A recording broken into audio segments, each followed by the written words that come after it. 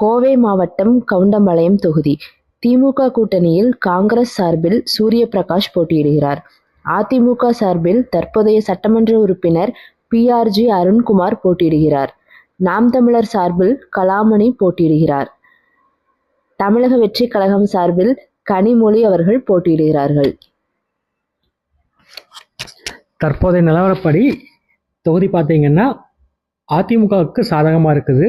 திமுக நேரடியாக களம் காணாமல் அதன் கூட்டணி கட்சியான காங்கிரஸ் போட்டியிடுவதால் திமுகவின் முக்கிய புள்ளிகள் பெருமளவில் பிரச்சாரத்தில் ஈடுபடலை. அதே மாதிரி பலரும் தொகுதியை எதிர்பார்த்திருந்த நிலையில் அவங்களுக்கு கிடைக்காதால் கொஞ்சம் அதிருப்தியிலும் இருக்கிறாங்க. தமிழக வெற்றி கழகம் நகர்ப்பகுதியில்ங்கிறதுனால ஓரளவுக்கு கணிசமாக ஓட்டு வாங்கும்.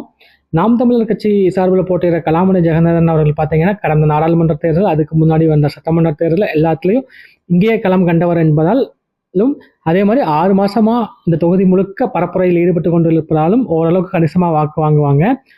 இன்றைய நிலவரப்படி இத்தொகுதி பெரும்பாலும் அதிமுக சார்பில் போட்டியிடும் தற்போதைய சட்டமன்ற உறுப்பினர் PRG அருண்குமார் அவர்களுக்கே சாதகமாக இருக்கிறது.